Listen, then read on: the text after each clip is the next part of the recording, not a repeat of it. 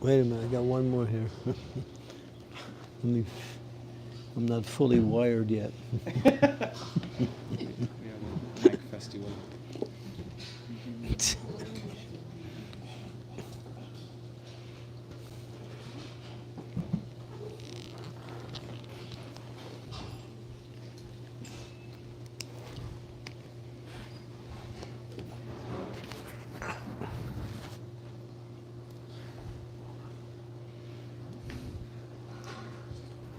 Somebody has to tell me how to get out of this too when I'm done.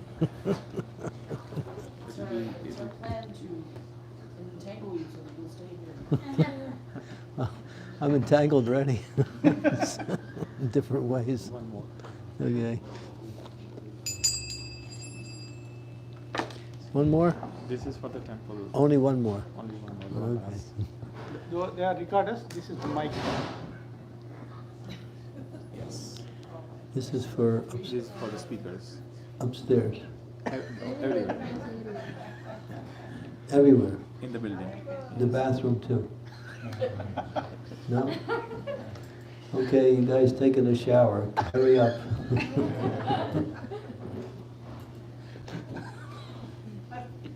Okay.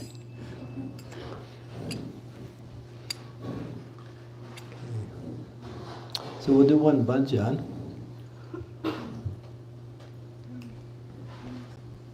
No, actually not a bhajan. It can be also understood as a bhajan.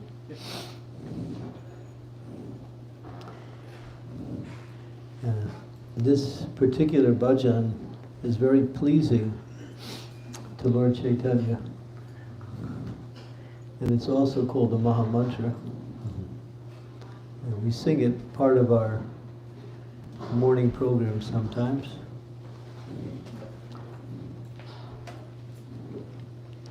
It's easy. I think you know, probably all of you know it. I can't remember the title of it, but I know the words.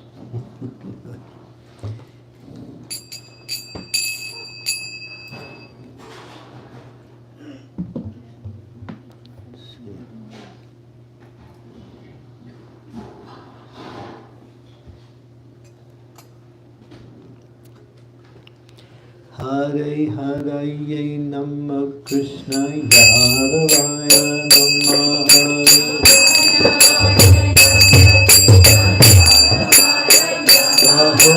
Hare Namah Krishna Yadavaya Hare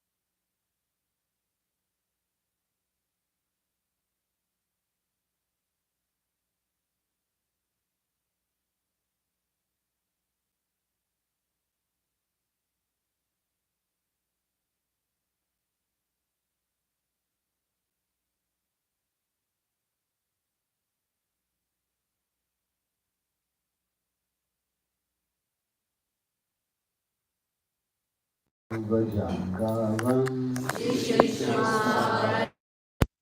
Asyo Jodhya Vatir Muda Kaman Varvasa Parjanya Sarvakama Dukha Mahi Sisichu Sma Vrajangava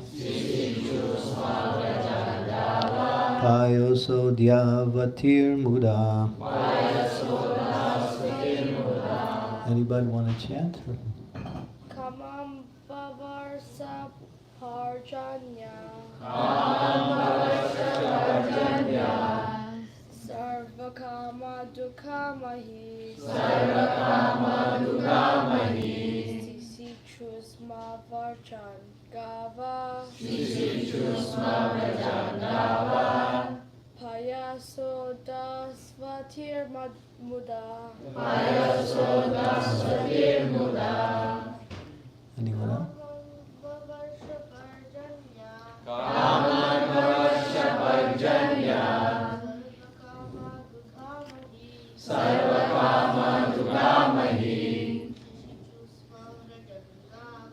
Sisichusma vrajangava. Payasodasvatir muda. Kamam Varsha Parjanya. Sarvakama Dugamahi. Sisichu Sma Vrajangava. Payasodasvatir muda. Anyone else? Kaman. Everything needed. Vavarsa. Was showered. Parjanya. Rains.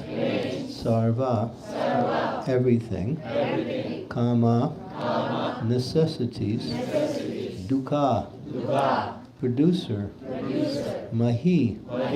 The land. Sisichusma. Moisten. Vrajan. Pasturing grounds. Gava. The cow. Payasya udavasti. Due to swollen milk bags. Buddha. Because of a joyful attitude. Translation. During the reign of Maharaj Yudhisthira, the clouds shower all the water that people needed, and the earth produced all the necessities of man in profusion. Due to its fatty milk bag and cheerful attitude, the cow used to moisten the grazing ground with milk. Purport, it's quite lengthy, so please listen up. The basic principle of economic development is centered on land and cows. The necessity of human society are food grains, fruits, milk, minerals, clothing, wood, etc. One requires all these items to fulfill the material needs of the body. Certainly one does not require flesh or fish or iron tools and machinery.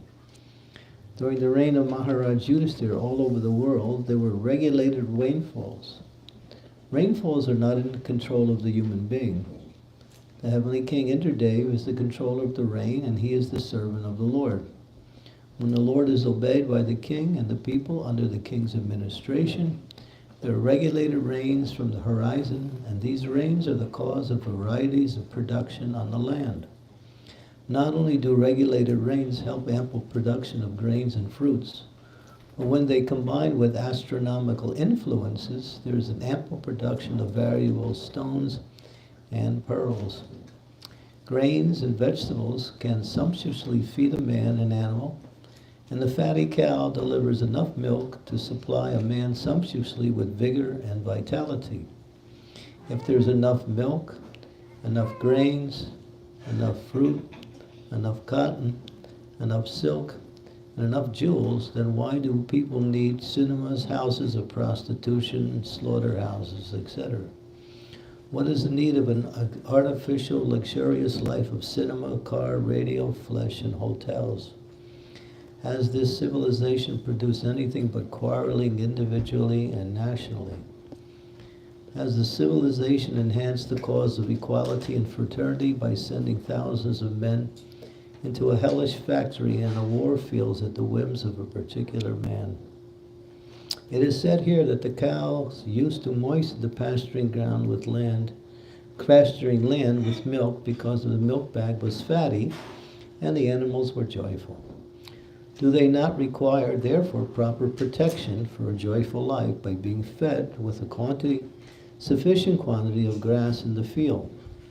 Why should men kill cows for their selfish purposes? Why should man not be satisfied with grains, fruits, and milk, which combined together can produce hundreds of thousands of palatable dishes? Why are there slaughterhouses all over the world to kill innocent animals? Maharaj Parikshit, grandson of Maharaj Yudhisthira, while touring the vast kingdom, saw a black man attempting to kill a cow. The king at once arrested the butcher and chastised him sufficiently. Should not a king or executive head protect the lives of poor animals who are unable to defend themselves? Is this humanity? Are not the animals of a country also citizens? Then why are they allowed to be butchered in organized slaughterhouses? Are these the signs of equality, fraternity, and nonviolence? Therefore, in contrast with the modern, advanced, civilized form of government, an autocracy like Maharaj Yudhisthira is far superior to a so-called democracy in which the animals are killed and a less than animal man is allowed to vote for another less than animal man. We are creatures of material nature. In the Bhagavad Gita it is said that the Lord himself is the seed-giving Father, and material nature is the mother of all living beings in all shapes. Thus, Mother Material Nature has enough foodstuffs both for the animals and for the man, and by the grace of the Father Almighty Sri Krishna, the human being is the elder brother of all living beings. He is endowed with intelligence more powerful than animals for realizing the course of nature and the indications of the Almighty Father. Human civilizations should depend on the production of material nature without artificially attempting economic development to turn the world into chaos of artificial greed and power only for the purpose of artificial luxuries and sense gratification. This is but the life of dogs and hogs. Om Agyan Timirandasya Ginarjana Sakaya Chaksu Unmilitam Yena Tasmai Shri Gurave Namaha Nama Om Vishnu Padaya Krishna Prestaya Bhutale Srimati Bhakti Vedanta Swami Iti Namine Namaste Saraswati Deve Gaudavani Pracharine Nirvisesa Sunyavadi Pasyatya Desatarine Vanchakalpa Tarubhesya Kripa Sindhu Parevacha Gitanam Pavanebhyo Vaishnavebhyo Namo Namaha Sri Krishna Chaitanya Prabhu Nityananda Sri Advaita Gadadhar Sivasadi Gaura Bhaktavinda Hare Krishna, Krishna Krishna, Hare Hare, Hare Rama, Rama Rama, Hare. Shri Shri Radhanath Bar Ki Jai. So, there was a survey taken not so long ago, maybe about 10, 15 years ago. And it's interesting, the topic was necessities as opposed to luxuries. And it was a percentage type of compilation. And it went back to the year 1800s, 1850.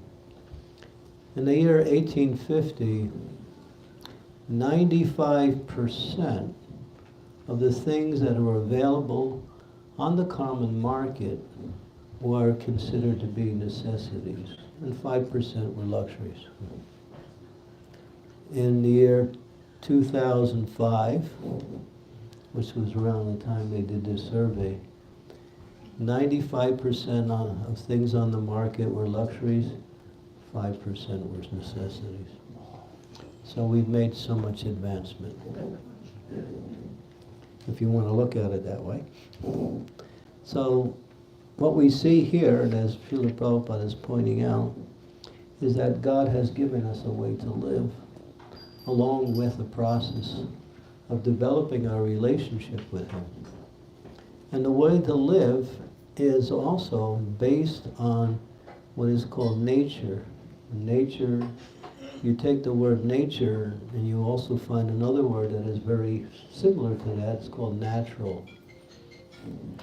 So what is natural is also given by nature, and what is nature is gives something which is natural to the living beings, not only humans but all life. So we live in a particular world where it's controlled by a small group of people who are more or less interested in amassing large amounts of power, control, and wealth at the expense of the rest of the world's population. And they've created a civilization, as it says here, where a few men gain and everyone else has to work in such a way as just for their basic livelihood, entering into various types of arduous and soul-killing type of industries and activities, mills, factories, and various types of hard labor in order to create a kind of lifestyle as conducive to economic gain for a few people and exploitation for the rest. And what is that economic gain? It's another form of artificial, and that is called money. Money, everything centers around money. If you have money, you can do things. If you have money, you can get things. If you have money, you can control others. If you have money, then you are considered to be successful. So, but we understand that the success is not based on what you have, but who you are. In other words, it's not about what you have or what you've gained. It's about your nature, your character, your qualities, you as a person. So those who develop what we say good qualities, they are considered to be, at least by scriptures and by God, people who are more advanced in the human form of life. And those who use those good qualities to serve the Lord, they are considered to be successful towards the actual goal of life, which is Prema Pumarta Mahan, to develop our relationship with Krishna. So in that understanding, a lifestyle is conducive to developing that relationship with Krishna, where it's not based on exploitation, where it's not based on unnecessary activities. And that is simple living, high thinking. Prabhupada called it simple living, high thinking. In other words, live according to need, not according to greed.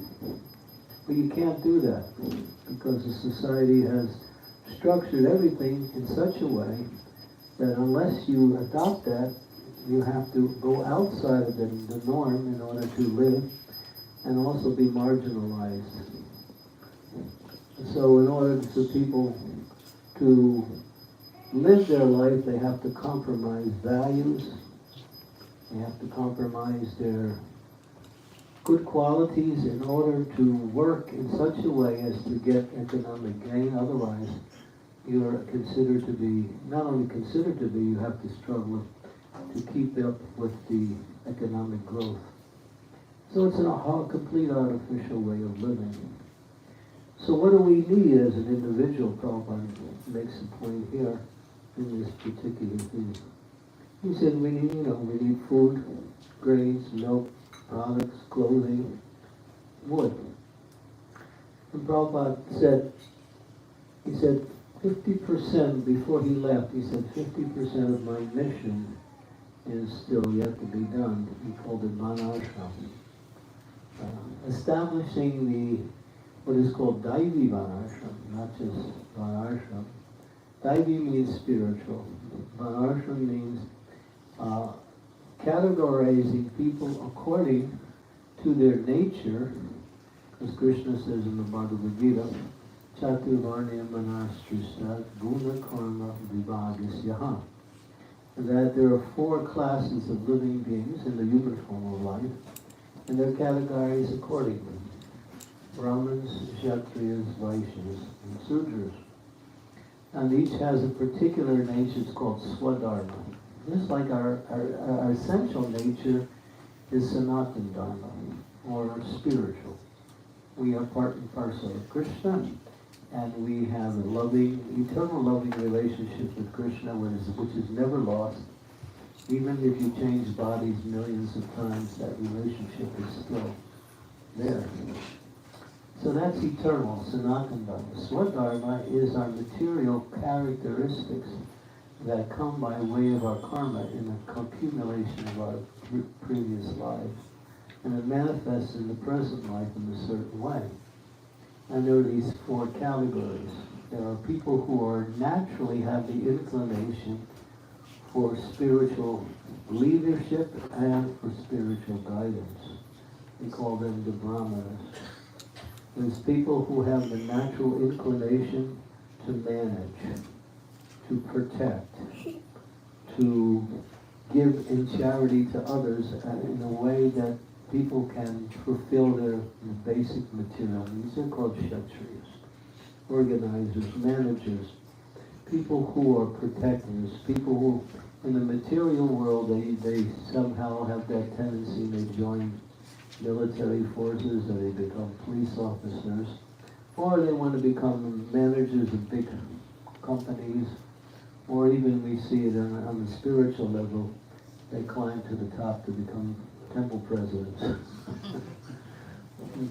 It's not exactly a good analogy, but anyway. There's some indicator. And then of course you have the Vaishyas. Vaishyas are food producers. They till the land, they protect cows, animals, and they also do commerce, banking, and they also, they also give in charity. And then you have what is called Sudras. Sudras are those who are simply assisting the other 3 classes. They're workers. And they're also good at arts and crafts. But their basic principle is they have to work under someone. They cannot be independent. The Brahmins, the Kshatriyas, and the Vaishyas to some degree can be independent in their occupation. The Sudras have to be dependent on working for the other classes. Now you might say, well, how does that work in our present situation? Because the scriptures say, Kalo Sudra Sambhavam, which means that in this age, everyone is born more or less Sudra. So everyone needs training and education. So there is a process by which you can bring out those qualities, and that is called awakening one's natural swadharma through a process of evaluation and a process of activity, and based on a certain type of education. And in that education, then one who is in a position of a Brahmin will observe, well, this person has Brahminical tendencies, qualities that can be engaged that way. This person has tendencies towards management, towards protection. They are somewhat independent in how they do things. They're also thinkers. Many of these people are generally Kshatriyas. They have a martial spirit about them too. And then you have the Vaishyas, of course we mentioned their qualities also. So all of these other 3 varnas can be reawakened or understood through a process of evaluation based on education. And then, in order to engage them because then we have to see how to engage persons like that. And so we have our, what is our quote idea. So Prabhupada said, I haven't been able to establish this part of my mission. He said 50% of my mission remains incomplete. We have to establish this guiding Varnashram. And then the whole world will change towards Krishna consciousness. And so Prabhupada started holy books, holy names, Sankirtan movement, distributing transcendental knowledge to the society through his books. And then he opened temples around the world, Radha Krishna temples, other temples. And so we're probably one of the biggest spiritual movements in the world with the most temples, maybe outside of the Christians who have so many churches. We have temples all around the world. Prabhupada was very, very enthusiastic to establish temples, establish worship of the deity, and invite people to understand deeper their relationship with Krishna through this process of temple worship. And then the third thing he also did was, it's called the Harijan movement. He made people who were unqualified into qualified Brahmins through the process of Krishna consciousness education. So these three principles were based on Gandhi's movement when Gandhi was here in order to establish Gandhi wanted to do it based on the idea of living in the villages and also dividing people according like that. So Prabhupada followed that, but then he said the last part of my mission we haven't been able to develop. He said we have to develop these farms. Because he said this Varnashram system can only be developed in the farm communities. In the cities it's not possible. And so he asks us to, and so you can see in his books here, he points out the superiority of the lifestyle, which is also important because it's conducive to Krishna consciousness. It's conducive to Krishna consciousness, a more simplified lifestyle based on protecting the cows, having cows. Cows are the miracle gift that Krishna has given to the human society. They're not just simply animals. They're actually, it says, all of the demigods reside into the body of the cow. The cow dung itself is considered to be none different than Lakshmi Devi. And the cow produces everything auspicious for the upliftment of the human society. Obviously, we all know she produces milk. And Prabhupada explains milk taking in a certain quantity, not too much, not too little, nourishes the finer brain tissues, which makes it more easier to understand philosophical and spiritual principles. Milk is a very miracle food. Prabhupada said it's also a miracle food for babies and old men. Even if you're in between, you can still take it. This vegan movement has some value in the sense that because of the exploitation of cows, they want to do away with the whole idea. But we want to do away with the exploitation of cows. And Prabhupada mentions that. What is the use of these slaughterhouses? There's no benefit for anyone. And to take these animals who are the foundation to a healthy human society and simply kill them in order to enjoy, to make a lot of economic development based on that, in other words, to make money, is simply a society that is simply exploiting living entities for greed and for sense gratification. That's all. There's no reason to that. And if you study the history, you'll find that the wars that we find out around the world are due to captivity. It's directly related. It's not something that you're trying to connect the dots to find out. Even some of the greatest philanthropists in history, such as George Bernard Shaw, even he wrote about how the slaughter of cows actually leads to wars. And that's a fact, because whenever innocent living entities are killed in an organized way by that particular country, that country has to sacrifice its young men into the war fields as a response to the vicious karma that is caused by the killing of cows. The Shastras explain something very interesting, which probably we're not aware of. It says the killing of a cow is the equal of the killing of a cow is the equal of killing two men. And Krishna explains in that there are 5 types of people, 5 categories of people who require protection throughout their life. And he mentions the 5, it's in the verse. Women, children, the elderly, Brahmins, and cows. Each one of these 5 are dependent. And he explains, in that, Prabhupada explains that out of these 5, the 2 that are giving, most important in terms of giving protection because they establish the society, is Brahmins and cows. The medical vision gives direction to the society, and the cows actually stabilize people's life and also provide everything they need in terms of the necessities of life. And then Prabhupada goes on to say, based on understanding, he said, out of these 2, the most important is the cows, even above the Brahmins. How important the cows is impossible to understand because we live in a car culture instead of a cow culture. We're more interested in our cars because it's the way the society has organized it, so we accept that. But when you understand how, just like cow dung alone, people who came from India, many of you maybe also had your personal experiences.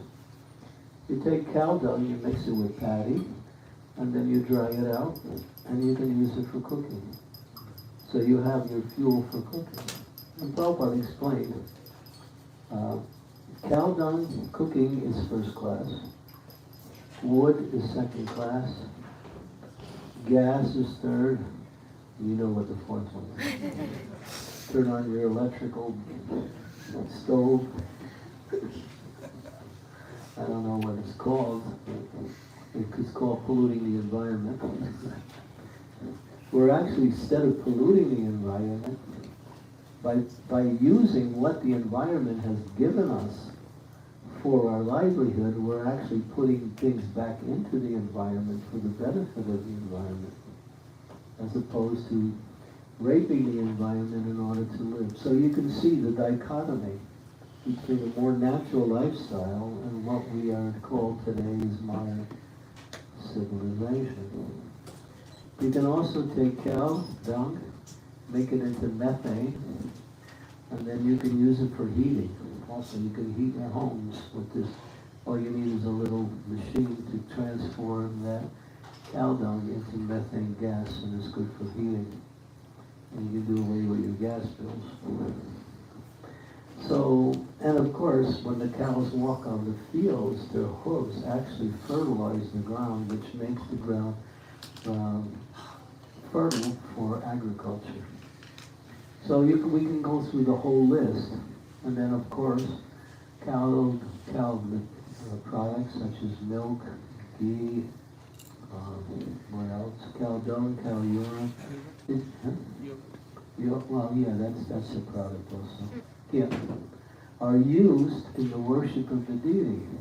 We put cow urine on the deity, and we also take cow dung, mix it with water, and we use it to bathe the deities also. So how auspicious is cow? I mean, you can't touch the deity unless you're actually clean, but you can put cow dung and cow urine on it. So it shows how pure the cow, everything about the cow is auspicious. In some of our temples around the world, especially in India, they've created a whole series of items based on the cow.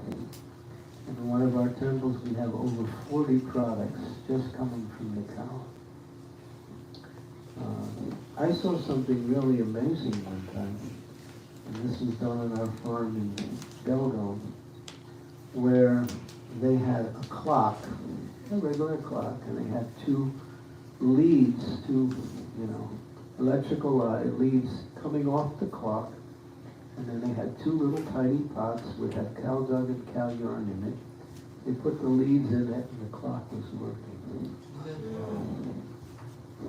No, I saw that, so it's not some imagination. So this is, we have a very little understanding, unless we're involved directly, just to understand how beneficial the cow and what she provides. And of course, the bull is also there to till the field. But the bull has been more marginalized than the cow. They take the cow nowadays and they bring him to these various dairies and they squeeze out as much milk as they can from it. Then when the cow, after 5 years, is no longer able to produce it, they send it to these slaughterhouses. But a cow can give milk practically her whole life if she's taken care of nicely. So it's not about cow protection, it's about cow care. And using what the cow has been given by God for our livelihood. Well, these are just some of the examples. And of course, ghee, yogurt. Ghee is so healthy. You go to India, you go to the various Ayurvedic clinics, you want some treatment, they give you ghee. You drink ghee, and that's part of some of the medical treatments just by drinking regular ghee. Of course, it has to be done in accordance with a certain prescribed way of providing that. That's how beneficial ghee is. The ghee tastes so nice. Makes food taste very nice. Yogurt, milk. And the cow is God's gift to the human society for establishing livelihood. And in the Bhagavad Gita, in this same canto, first canto, towards the end, it explains that human society flourishes on three principles. Protection and care of the cows, a culture that is directed by spiritual principles, in other words, Brahminical principles, and worship of the Supreme Personality of Godhead. It makes it complete. It covers both the basic needs of the individual, the direction by which the individual can progress both materially and especially spiritually, and ultimately it provides what we say the opportunity to go back home, back to God. So then Prabhupada got right down to it. He said, we have to establish these farm communities. And the basic principle is, he said, grow your own food. He said, what you grow on your own land is 100 times more nutritious than what you buy in the stores.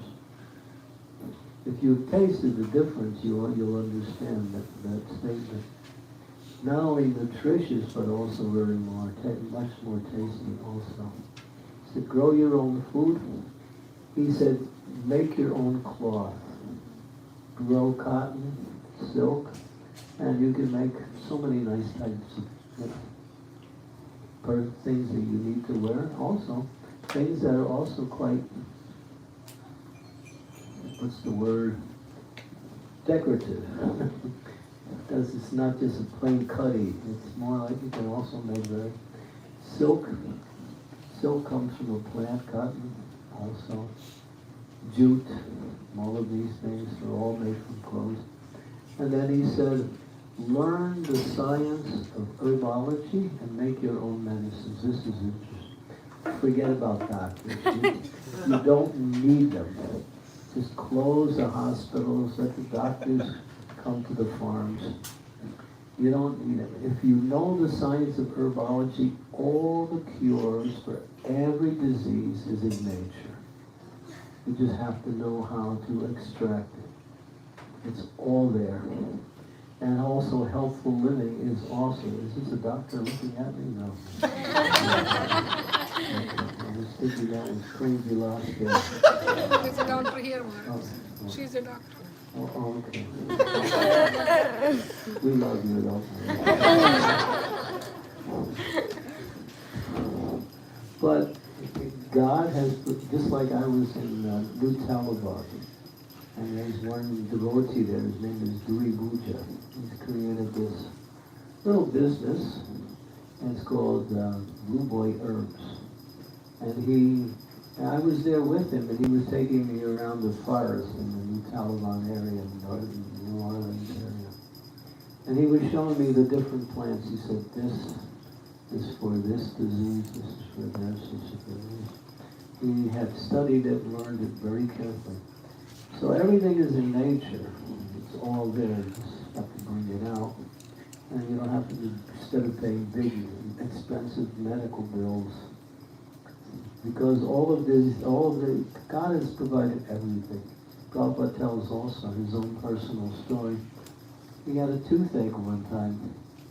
And it was so bad, he was going to the family, the different dentists, and they couldn't do anything for him. So then he went to some man in the village who was living in the forest, some Kaviraj. And he looked at the tooth. He took this herb, put it on the side of the cheek, and by doing that, all of the germs came out of the tooth. The tooth was completely healed. Because it's just because of buildup of toxics and germs. So everything is there in nature. And the idea is that we work so hard to get the things that we need in order to maintain ourselves when everything is being provided by God. It's already there. All you have to do is live in that environment. Of course, and that's what Prabhupada is saying here. And the last thing he said, build your own homes. Build your own homes. You don't have to even cut trees. So many trees are dead, so many trees fall. You can collect wood. It's like I was at New Vrindavan, and we were cooking for wood. I lived in New Vrindavan for years, and we only cooked with wood. And we heated with wood. We did everything with wood. And we didn't cut trees. The wood was available. You know, many of the trees some were dead, and the branches were, and then all you had to do was go into the forest and collect it. We had everything we needed. And you see, just like there's one group called the Amish. You've heard of them, right? I went to visit them along with the Minister of Cow Protection in ISKCON in 2019.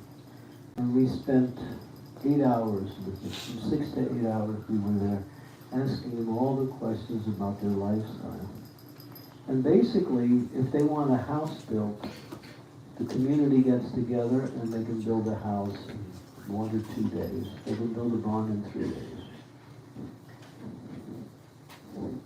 And they don't have any electricity, they don't have any cars, they don't have any of that. They live basically off the land like that. And they also worship the Lord. They follow a Christian tradition also that's coming out of Germany. We found that out.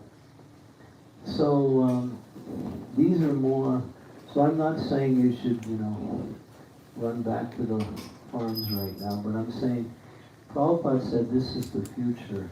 He said, and I just finished a book. It's called Krishna's Ways, Natural Living. I had 25 copies. That's all I had left after selling most of them. And we sold 12 of them last night. In one program now I have 13 copies left. But in there's a QR code towards the back of the book. And if you scan your phone on that QR code, you can hear Prabhupada speaking.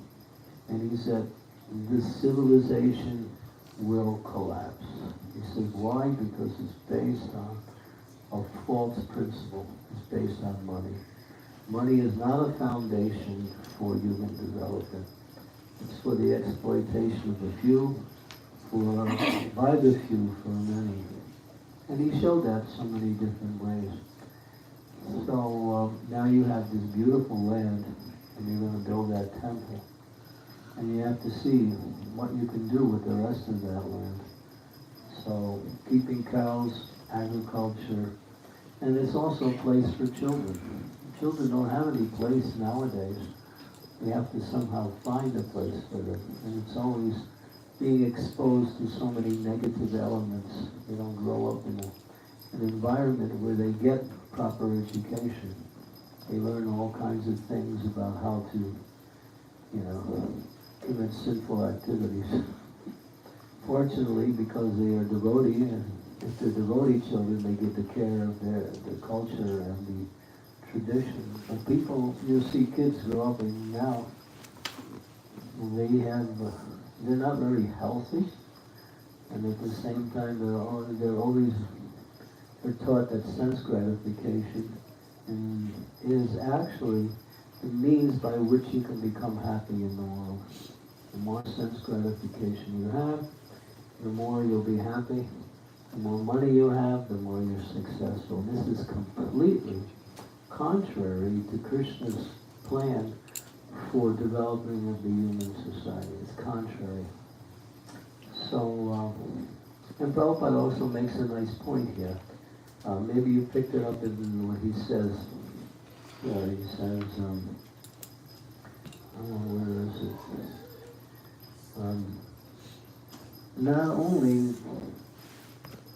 Not only do regulated rains help ample production of grains and fruits, but when they combine with astronomical influences, there is ample production of valuable stones and pearls. So what does that actually mean? There's a particular constellation that comes up occasionally. It's called Swati. When Swati constellation comes in the cosmological scene, if it rains at that time, when the rain comes on the head of a snake, it turns into jewels. And when the rain comes onto an elephant, it also turns into various gems. And when it goes into the ocean, it turns into pearls. And that's what the oysters get. So just by this astrological constellation and the rain that comes during that time, the whole environment is filled with gems and jewels. And Krishna's provided everything. And we wonder where that stuff comes from. It's coming from Krishna, through nature. Yeah. So we don't have to, there's no scarcity in Krishna's arrangement. The scarcity is sinful activity, which we don't need anyway. And so there's different ways to see that. So I'm encouraging devotees to look forward to this type of lifestyle as the future not only for our movement, but for the world. And there is an uprising in the world amongst the secular society to move towards that type of lifestyle. Because people are pretty much been burnt out by the way we live now. Just like, I don't know many are professionals or workers, but in the UK, which I spend a lot of time, 45% of the person's paycheck goes to taxes. Is that high here also? A little less, yeah. And if you earn over 100,000 pounds a year, it's 50%. So if you earn 100,000 pounds a year, 50% goes to taxes. 50%. And 45% is an annual paycheck cut. Yeah, you just ask anybody who works in the UK, they'll tell you. So the government wants to take everything. That's the way they are. And that's the feature of the Kali Yuga. As it's explained, the governments will be infested with people who are simply greedy and want to get as much personal profit from their positions and exploit the citizens at the same time. even the Mahabharata explains that very directly in many stories. So this lifestyle, which can be nicely adopted here, even in Columbus, you have a good start already. Maybe bring in cows and agriculture. And agriculture is first, even before cow protection, because agriculture can feed everyone, including the animals. Prabhupada says the animals will eat what you don't eat. It'll produce enough for everyone. And you can take care of the animals also. So yeah, as far as their needs are concerned, even if you don't have to buy so much hay or, produce so many fields full of grass. That's also there in the proper weather time. But outside of that, whatever the humans can produce can also be taken by the animals. So this is a natural lifestyle. It's Krishna's way. And we might say, oh my God, what happens to my computer? What happens to my cell phone? You can still, these devices can be also still used, but not like we use them now. And we become addicted to these things. I've seen people, I was giving a lecture in Northeastern University in Boston a couple of years ago. And most of the students that came to the lecture, there was about 50 students there. Most of them were from India. They were exchange students that had come there to get their diploma there. And so I was there. We were talking about the hazards of cell phones. That was the topic. And so we kind of pressed it a little bit, made it pretty strong. Because if you hold it up to your ear, it's actually proven it can cause brain damage and especially cancer also. Especially if you use it on the right ear. That's already proven. I've seen signs in India when I've been traveling around. If you have sicknesses due to overuse of electronic devices, we can help you. Yeah. And India is also way ahead of the West in all of these problems, because they just really went for it. And so there's so many health problems because of electronic devices. So at the end of the lecture, one young man came up to me, a nice boy, and he said, Swamiji, if I don't have my cell phone for 6 minutes, I go crazy. And he was emotional when he was talking. He wasn't just speaking this. And I was thinking, my God, is it that bad? And he was serious. And people have become so over-infatuated with electronic devices that they minimize their relationships with others and maximize their relationships with these electronic devices. But relationships, you can't have a relationship with something inanimate. Relationships are with others who are also alive. These things are not alive. They're just a combination of electronic parts put it together in a certain way. It's quite ingenious how they've come up with all these electronic devices. Technology is quite amazing what they have done with technology, but the way they use it is for exploitation. In a way, it's overused also. We have nothing against that, but we can see that there is a lifestyle that is more conducive to the practice of spiritual life and to living nicely. And that's what's being said here. This is one verse that Prabhupada really emphasizes. If you skim through the Bhagavatam, you'll find many other verses that Prabhupada says the same thing. He says, get these forms, live simply, plant your own food, live happily. You don't even have to work the whole year. After you learn how to manage these things, you can work for a few months a year and have enough resources to live for the entire year. It's all there in nature. Because the human life is not meant to work. It's meant to Atato Brahma Jigyasa. It's meant to reawaken our spiritual relationship with Krishna. But the problem is with Western civilization's style of living, we have no time for Krishna. We don't have any time because we're too busy in other areas of life. And therefore, we have to somehow squeeze it in when it comes to actually devoting our spiritual life. But a more conducive lifestyle, it has to be done in community. It can't be done by individuals.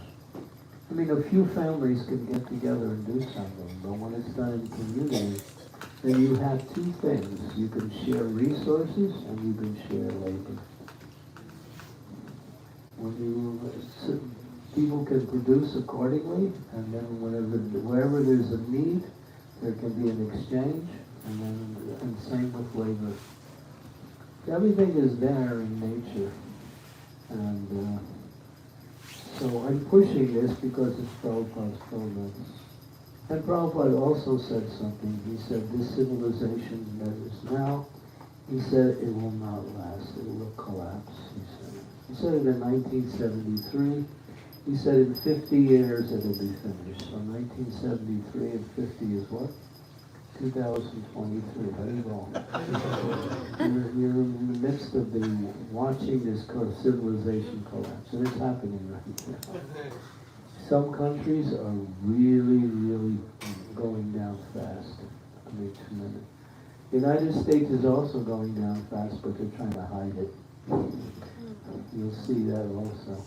The Prabhupada predicted it because he said it's based on a false foundation, money.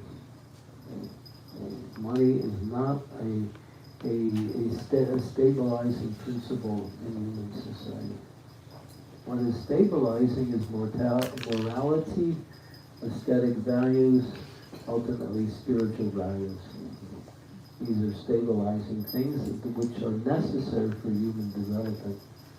Not hard-working, or they get some piece of paper which is useless when the government says we don't back it anymore.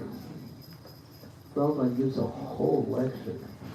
You should listen to it. So it's December 31st, 1973, the falsity of paper money. It's what it is, it's paper. That's all it is. The government says it's good, then it's good. If the government says it's not good, it's no good. Is that wealth? That's not wealth, that's some kind of, marginalization of the idea that you have some wealth. How much paper you have. Real wealth is land, cows, precious metals. This is wealth. And you see the people who are at the top, they have gathered all of the precious metals in the world. You can't even get it anymore. They bought it all up and they're hoarding it.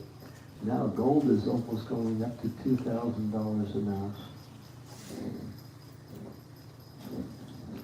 Because they know real wealth is precious metals, emeralds, rubies, diamonds, gold, silver, and of course, one thing you don't hear much, lapis lazuli. That's also a very valuable gem that is no longer available on this earth. So yeah, these are things that are provided by God. You can decorate your wife with it. She can have nice gems. Now we have, the ladies have what, plastic? It's called jewelry. It's all synthetic. If you have to buy nice jewelry, it costs so much money. You can't even get it. When you can find it, it's like half your year's payroll for. And now we have plastic. Instead of people used to eat on gold plates, now we eat on paper plates. Styrofoam. So when you look at the comparison to Vedic civilization and how it's progressed, and Prabhupada said all of this has only happened in the last 200 to 300 years. Before that, people lived longer, healthier, and more into the nature. It's just the last 200 to 300 years that this society has been moved to this industrialization. And the exploitation of human beings by making them work so hard and giving them a piece of paper. And say, here, you're rich. You might say, well, it has some value. It does, but only by the conditions of the government you live in. It's like what Mr. Modi did a couple of years ago, 2017-16. He pulled all of the 1,000-note things, and he said, that's it. The 1,000 note is no longer, if you have it, you can cash it in.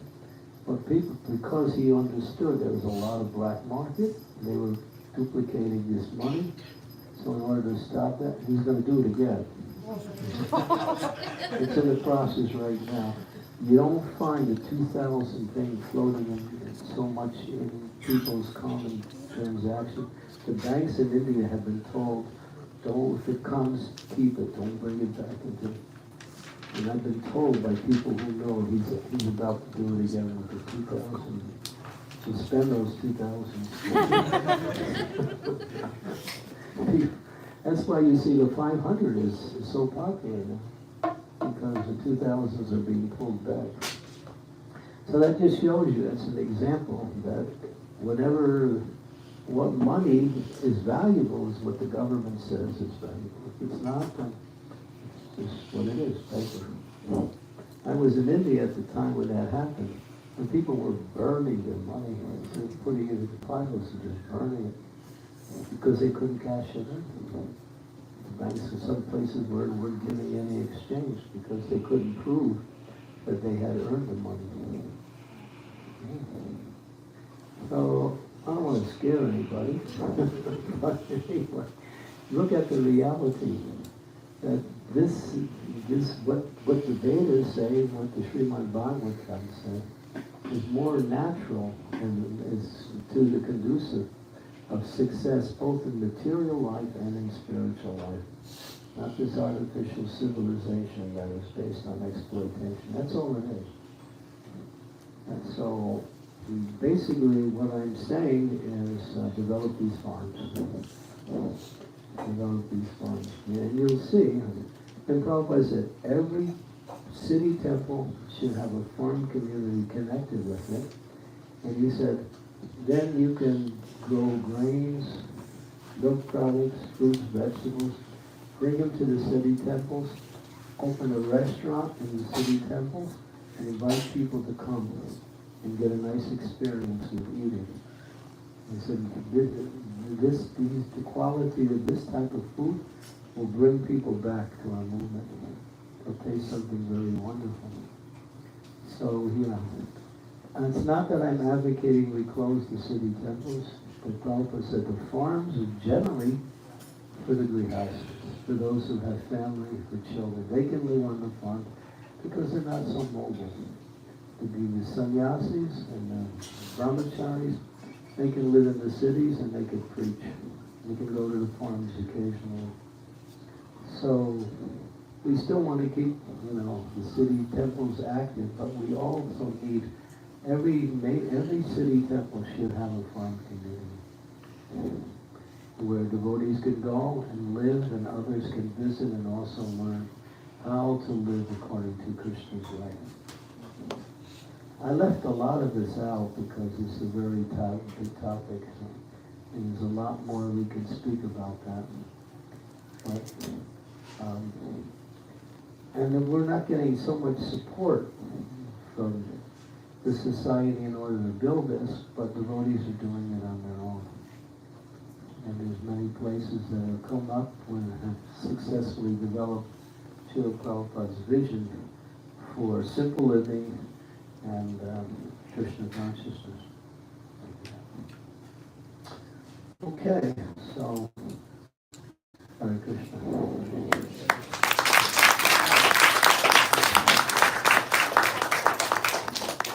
Any questions? Comments? Yes? Hare Krishna. Thank you so much for your talk. I feel like it was an extremely like close to my personal Arkansas, and you know, like you said, it's totally in alignment with everything you said, and like how you said, devotees are doing it anyways on their own, because that's what Srila Prabhupada wanted. And that's what we're doing, not just myself, but also a couple other young devotees. And it'd be really great if you all did that here too. I'm sure it's very possible because gosh, the earth is so rich here. Everything grows here. I mean, it's amazing. So much potential to have farming communities here. But I just wanted to like extend, if anyone would like to connect with me, I can like offer any kind of help or I don't know, just advice. We've been doing this for many years now. We know how to grow food. We would like to get cows, but it's very much in the like beginning process of its development. Is it Krishna Conscious It's Program? Krishna Conscious Program.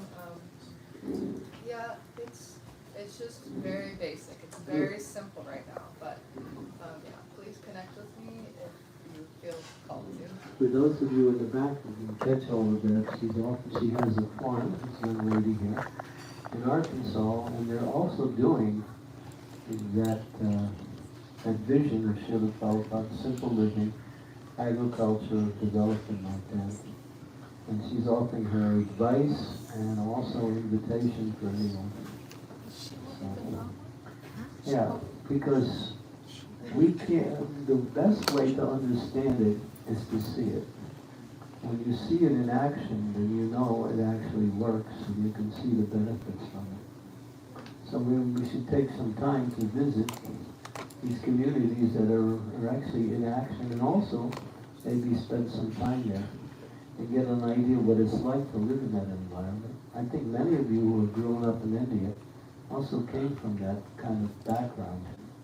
So you have some understanding of village life, of agriculture, cow protection.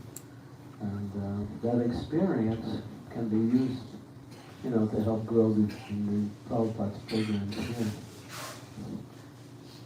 Because Prabhupada was very adamant, saying that this is the future. If we don't do this, we'll find ourselves in a very difficult situation in order to survive. Yeah, definitely. As Maharaj said, we have some plans. So the new temple is coming up with 55 acres of the land, organic garden, gosha, all those things. So it's in the pipeline. That's so great. I'm really It's happy in to the hear pipeline. that. Right now, we put in the back burner, but plans are there. So, It's good. thank you. So Maharaj, this is one of Anyone the- else? Any other questions? Maharaj Kirtan. I brought some books. Unfortunately, I only have 13 copies left. So if you want to get a little broader idea of this whole idea, this whole scheme, you can get a copy of the book. And Maharaj also can sign it if you're. If you can't pay $5, $6, you can pay $5.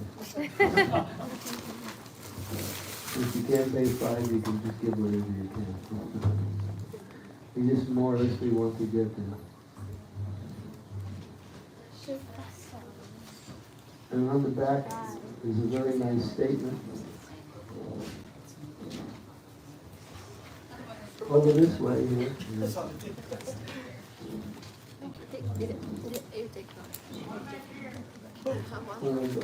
couple. I have a supply in London. I'm trying to get it over here, so it hasn't got here yet. I'll have more books available within a few weeks. hopefully. It's over, Maharaj. Are we allowed to give you paper money? Are we allowed to give you paper? Do you have any extra rings? Diamond rings? Maharaj will take diamond